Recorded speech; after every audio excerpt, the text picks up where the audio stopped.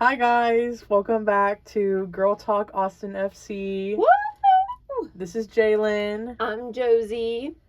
and this episode is going to be all about the players. Oh, yeah. Yes, we love Austin FC players. Yeah, we do. Yep, okay. So, in our last episode, we touched on the 2026 season outlook and briefly mentioned a few names on the pitch. But honestly, we realized that a quick mention doesn't do this squad justice. The players are the heart and soul of this club. They are how we as fans connect to the badge. So today we're slowing things down. This entire episode is dedicated to the Austin FC roster. We're looking at who's wearing the Verde and Black this year, what their roles actually mean, and how the club uses these players to tell the story of who Austin FC is in 2026. Today, we're going to be peeling back the curtain on the 2026 Verde and Black. When you look at the pitch at Q2, you aren't just seeing 11 guys on the new rooted kick. By the way, guys, the rooted kick is the new secondary jersey for 2026, designed to represent the city's connection to the Green Belt in Barton Springs. So instead of seeing just the rooted kick, you're seeing a carefully crafted hierarchy. From the big money arrival of our newest designated player, Facundo Torres, to the local rise of homegrown talent, which, by the way, is a homegrown contract, is an MLS agreement that allows a club to sign a player from its own youth academy directly to the first team, bypassing the MLS Super Draft. Oh, that's kind of cool. Yeah. So if you guys want to know who bypassed the MLS Super Draft, that would be Irvin Torres. Every jersey number tells a story about where this team is going. Today, we break down from the 2026 roster so you can spot the stars, the workhorses, and the future of Austin FC. And related to like a homegrown contract, so I didn't know what that meant. So I wanted to take a look into why is he a homegrown? Like, why is that in the roster? Like, but why does it say that's that? Kind of cool that they actually do that. Yeah. That they have people out there in the community scouting. Yeah. Looking at talent that's coming up, people that they might be interested in for the future. And I'm sure that's just one person's job just to go I wouldn't say all the college games, but high school games, maybe hey, this kid, maybe we could sign him straight out of high school. Although that sounds a little far-fetched because there are so many good players that are in soccer, and I don't know why anybody would want to skip college athletics other than money. But if the money's paying, come a knockin'. Yeah. No, definitely, that is definitely not the same. But if the money's a rockin', don't come a knockin'. If the boat's a rockin', don't come a knockin'. I don't know. Anyway, moving on. Sorry, guys. Okay, so just the homegrown contract, there's some other terms that have to do with the rosters, players on the roster. So the first one we'll talk about is a supplemental roster, which is think of a supplemental roster as a team's off the book squad. So in MLS, you have a limited. Wait. Where did you hear the term supplemental roster? So when I looked up the Austin FC roster, so it has a picture of each team member and their name, and then under that it says if they're a senior or their ranking on the team, and then it also it'll be senior in college. No, I think it's how long they've been with the team. I think that's what it means. Oh, okay. I'm pretty sure. Okay. And then after that, it'll say international, meaning if they came internationally. Or it'll say designated player, which we'll talk about, or it says supplemental, stuff like that, Yes. And so I was wondering what do these different terms mean? So I looked them up, and that's what we're gonna talk about. Okay, perfect. Yeah. Okay. So please tell me what a supplemental roster is. Okay, so in MLS you have a limited budget for your main 20 players, but the league gives you 10 extra spots. So slots 21 through 30 that don't count against that budget at all. This is where the club puts young guys and local homegrowns like Irvin Torres, which is one of the players. And it's a massive strategic win because it lets Austin FC keep talented depth on the team for free, or at least in terms of the salary cap, which leaves more money to spend on big stars. It's basically the club's way of building for the future without hurting the bank account today. That's actually really cool. Do all FC clubs do this, or just Austin? I think it's like every FC or every Okay, club. that's Yeah. good, because that's like a good way to grow the league, Yes. too. Because Yes. you're also getting more people on the team, and, like, more families, more people Yes. that person knows, and more people are coming in, and, yeah, okay. I like that. That's good. Yeah, and I feel like with these two, like, you have to be, like, very, like, strategic. Like, whoever's, like, choosing, like, these players, like, for, like, all these different types of, you know, like, has to be, like, very, like, you have to think about it, you know? Yeah, like, who's going to be my future star? Yeah. Will it be Irvin Torres or some kid that I've never even heard of in or Texas like somewhere, or in internationally somewhere? Yeah, or, like, who am I going to spend, like, $1 million on? Or, you know, right, hard because you want it decisions. to be a good investment. Yeah. Okay. So the next one is U22 initiative. So for beginners like us, me and Josie, I'm gonna say this like in a easy way. This is basically the league's way of saying we want you to go out and buy the next big young star. So normally, if you pay a $5 million transfer fee for a player, that would destroy your budget. But under the U22 initiative, the club can pay that massive fee, and it only counts for about $150,000 or $200,000 on the books.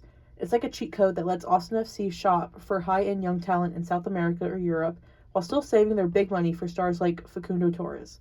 It's how the club builds a high-value roster that has a mix of established legends and the best young prospects in the world. Woo! Nice. Yep. Okay, Josie, do you want to say the next one? Sure. Okay, so guys, have you ever heard of a designated player? Sounds like a very good player. So guys, think of a designated player as the league's star player exception. In the league with a strict salary cap, this rule allows every time to sign up to 3 players whose wages and transfer fees are essentially unlimited. Oh. While a star like Facundo Torres might earn millions of dollars, he only costs, quote unquote, I just combined quote and cost.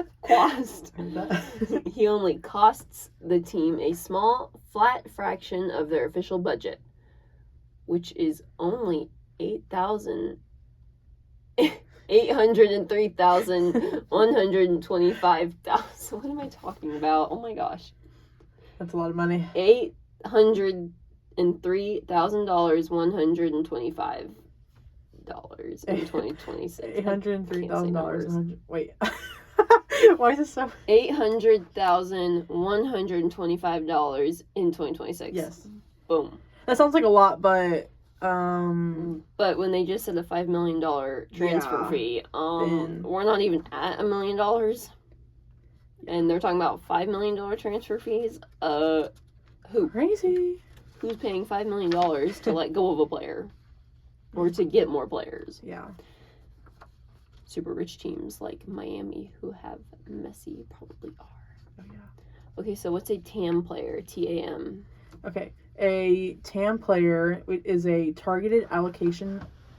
It stands for targeted allocation money, and it is essentially a high-level starter who earns more than the league's maximum salary but doesn't quite reach the superstar designated player level. So think of it as the middle class of MLS roster building. These are players who are too expensive for the normal budget but too cheap to waste one of your 3 precious DP spots on.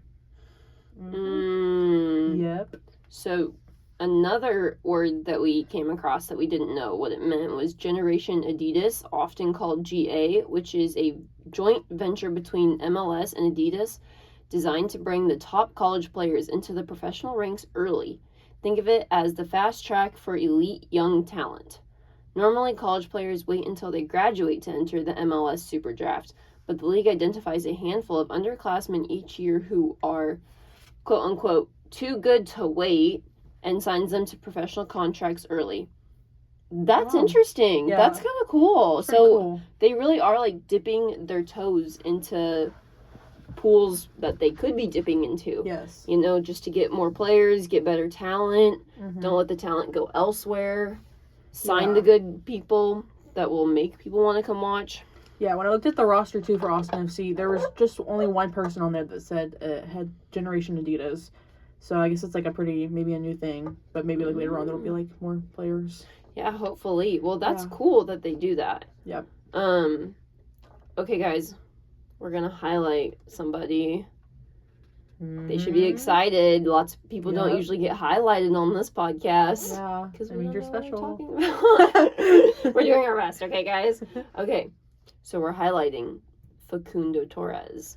Ooh. Which we've said his name quite a bit. Yes, we have. Yes. Okay, so if we're looking for the face of the 2026 roster, look no further than our new number 11. Facundo Torres, 1-1, the big 1-1. Yeah. There are a lot of famous players that are number 11, none of which come to my mind at the moment. All I can think of is shout out JC Briscoe. She was number 11 on the HBO women's basketball. Okay. Where's Messi? Huh? What number is Messi? Do you know? I think 0. 0. Oh, that sounds like a cool number. Or maybe 4.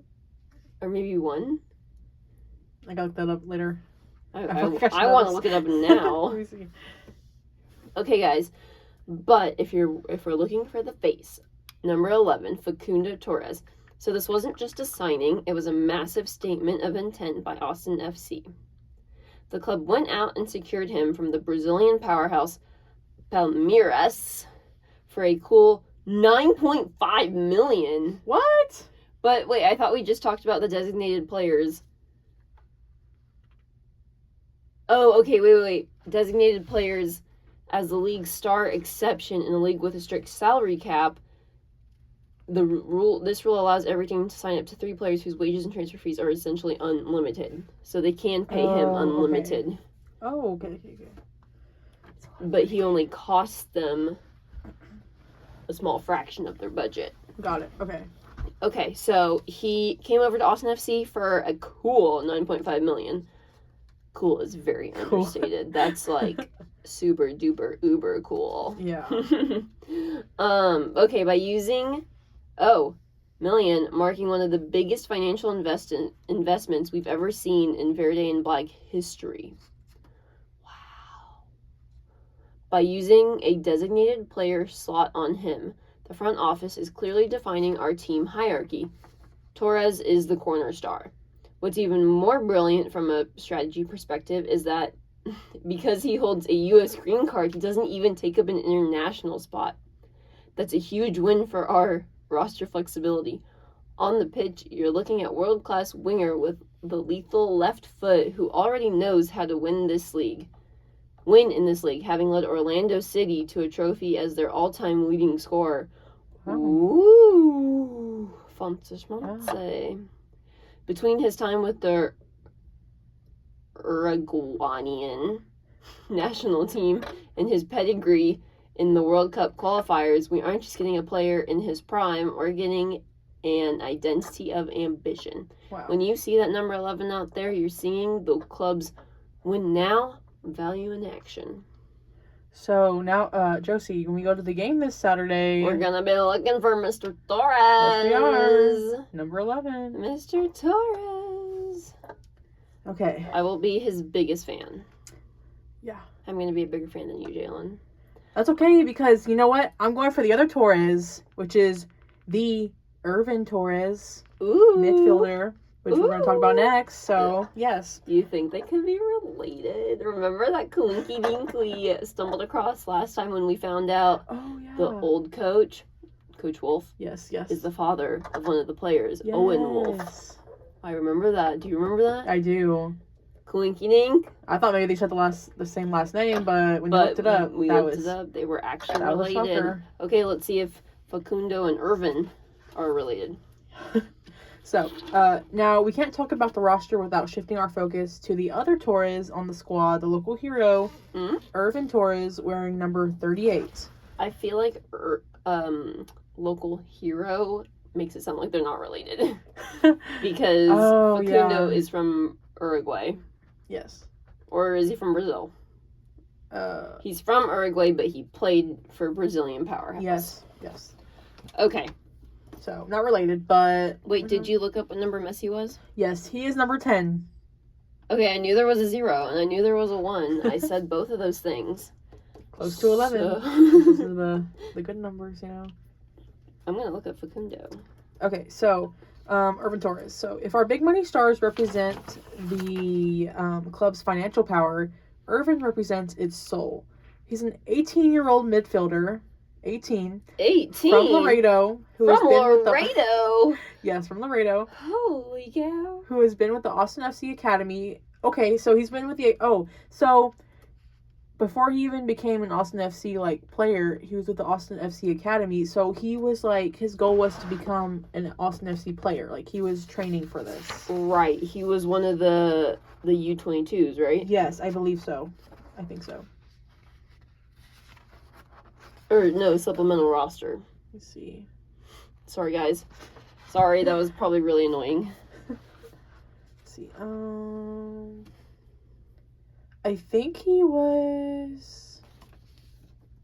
If he was playing. Oh, he's in the roster category of supplemental slots. Yes, he's the homegrown, so he's it's like where the club puts young guys and local homegrowns like in a kind of like a, it's like before you like actually you're on the team, like you like train for it and they're like all like, in a group together. I think like we train together and then he went from there to the team. Got it. So he like trained for this, you know. Okay, got it. Like he was like, I will be playing for Austin FC, but like I'm training now, and now he's on the team. And he's only 18. Yes, he's so young. That's crazy. Can't even drink. Who said that? Yeah, who said that? Who said that? Okay, so, he's an 18-year-old midfielder, like I said, from Laredo, who has been with the Austin FC Academy since the very beginning, back in 2020. He's actually a history maker for us. He is the first player to ever climb the entire ladder, playing from the academy, the second team, and now the first team. For the beginners listening, just like us, when we call him a homegrown player, it means he's one of our own. He's the local kid living the dream, and from a strategy standpoint, the league actually rewards the club for developing him by giving us cap relief on his salary. So having someone like Irvin on the roster communicates that Austin FC isn't just a team that buys talent from abroad. It's a team that builds it right here in Texas, keeping an eye on number 38 this season because he is the blueprint for the club's long-term identity.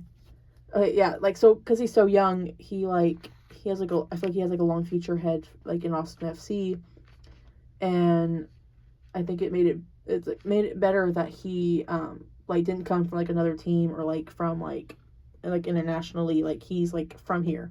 He's from here and he's like I feel like he's gonna stay here for like a long time. I'm looking at the roster right now, and on the roster, like it said, it has like the roster category, and it says like they're either a senior or they're supplemental or they're from like the U22 initiative. Like it says where they're from, meaning like how they got to us. Now, obviously not like specifically the place where they're from. Yes. But it's just interesting. Yeah. It's just interesting because here it says Irvin Torres, supplemental homegrown. And then here it says some name I can't pronounce. Number 35, Matasia Georgievich, where his roster category is U22 Senior International. So, like, it says, like, how they got to Austin FC, right? Okay, yeah. Okay. So now, finally, we have to talk about the old guard, which the old guard is the guys who've been there since the beginning and really hold the locker room together. Brad Stuver and John Gallagher. If you're looking for the vocal representatives of Austin FC's culture, these are your guys. Brad Stuver, our number one in goal, isn't just an elite shot stopper. He's the... I can hear you breathing. Sorry. Oh my god. It's hot in here. I'm like, it's okay, so it's okay. hot. It's okay. It's really hot. Okay, Brad Stuver, he's the emotional heartbeat of the team and a massive leader in the Austin community.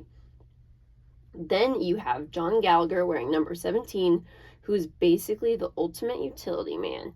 He actually scored the first ever goal in the history of Q2 Stadium. Wow. Nice! And seeing him evolve from a goal scorer to an all-star defender shows the kind of grit this club is built on.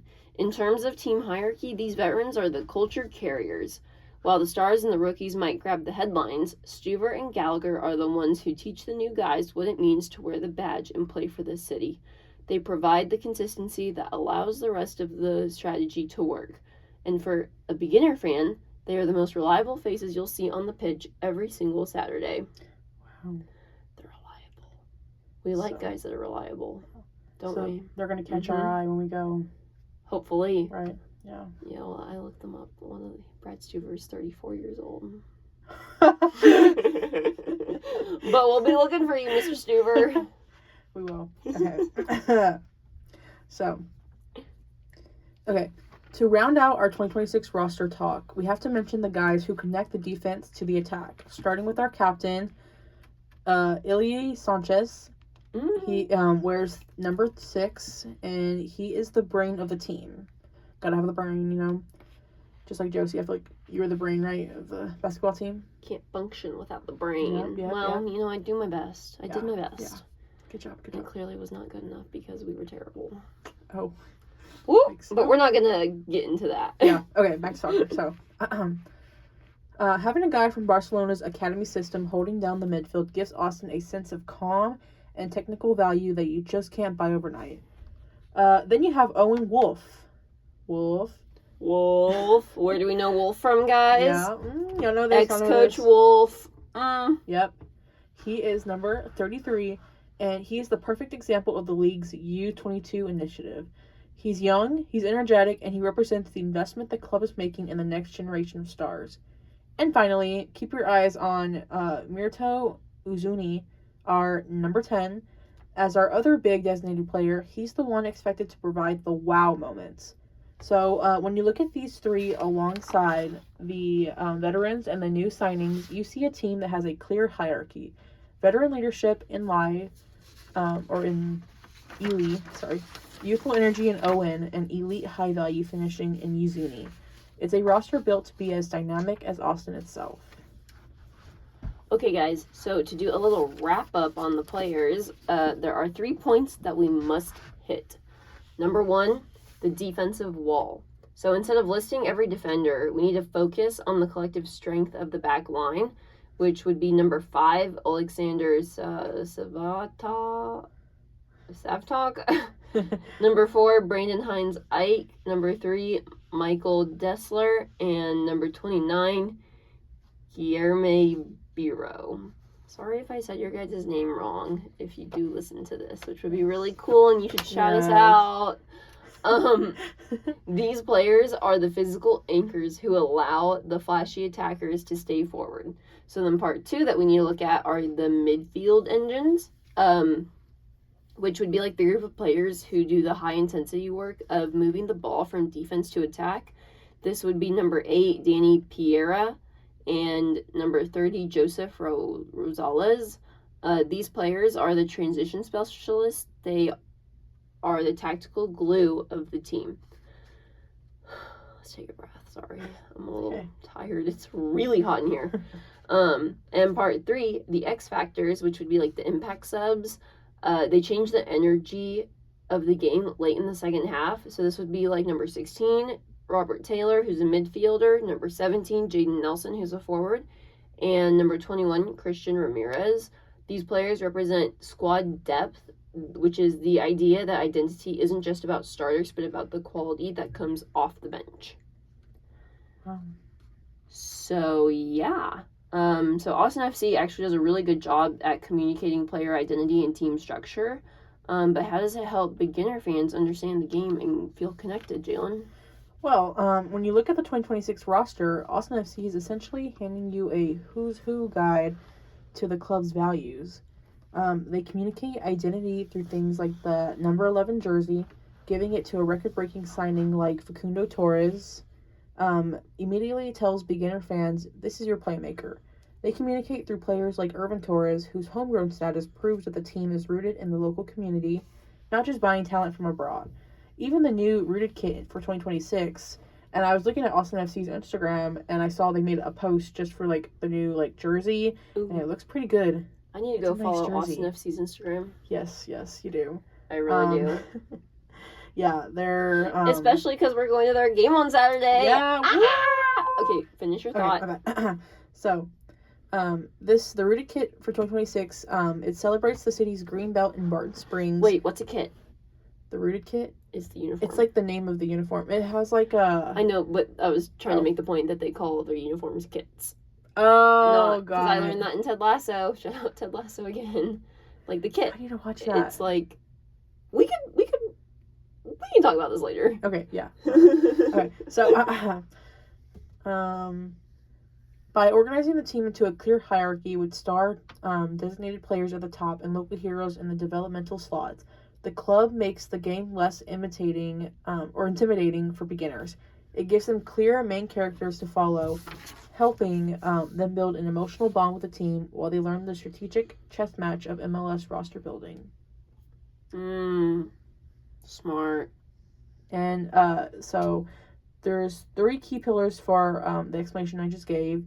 And the first one, Jesse, do you want to tell them? Yes, I would love to tell them, is visual identity. So the power of number 11, which is by giving Facundo Torres a prime number and featuring him in the rooted kit launch, the club signals his status. It's a visual cue for beginners like us to know where to look on the field. So Facundo, we got our eyes out for you on Saturday. Not in a weird way, I promise. Okay, so continuing from last year, this kit connects the players directly to the heartbeat of Austin ritual, making fans feel closer to the roster, and supporters are one single unit. So another key pillar would be like the strategic hierarchy, which is like the star versus the worker. So designated players, ones like Mirito Uzuni or Facundo Torres, they are designated players, DPs. They are signaling value. For a beginner, this translates to expect big things from this guy, which is what I just said earlier. Yeah. So we're looking for Mr. number 11 and Mr. number Uzuni. So then seeing people like Irvin Torres, which is number 38, tells a story of growth. It helps fans feel like the team is part of the Texas landscape, not just a corporate entity. I'd agree with that. Yeah. I think it's cool that they're getting homegrown talent. Yeah, I like it. Like, Texas represents itself pretty well for the most part. Mm-hmm. Like, the women were just in the Final Four. The men had a good run. Football's doing pretty good. Not just talking about UT, of course. I'm talking about the whole state of Texas, where we have a bajillion colleges here. Yep. It's a lot. Although, never mind, I won't say that. Okay, moving on. Number 3, emotional accessibility, which, once again, is one of the key pillars of the explanation for why... Help me. For how Austin FC communicates player identity. Boom! So, emotional accessibility, stars versus subs. By having reliable vocal representatives like Brad Stuver and John Gallagher, the club must provide a bridge. Beginners might not understand a 4-3-3 formation. I do not. But they understand leadership and hard work, which these veterans represent, which I do understand. Okay, so community branding, mentioning how the club promotes players alongside local icons like the Austin Symphony or the Texas Poet Laureates, connects soccer to the broader Austin culture, making the team feel like home, even if you're new to the sport. Just like us. It's perfect. I can feel the love already in like the hominess. Yeah, I can just feel Austin wrapping its arms around us to embrace us in a nice, long, warm, sweaty hug. Okay. So, guys, like we mentioned before, we are going to an Austin FC football game, soccer game. Whoop, whoop, whoop. That's the song of the police. Whoop, whoop. Guys, you want to see the shirt I'm going to wear to the game? I will show y'all right now on camera. Of course. Yes, I have to show y'all.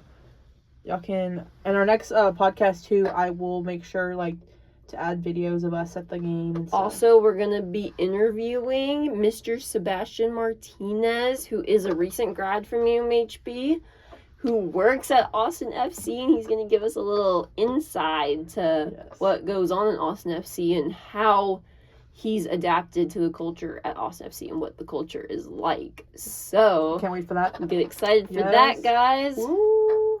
And of course, we will be telling you about our experience there. Yes. From the players to the score to the food. I am a very harsh judge when it comes to experience. Yes, she is. I scare people, apparently. I get it from my father. We have no patience in the Bruder family. All right, then. See you guys later. Yep. See you guys later. Bye. Bye. 30 minutes and 29 seconds.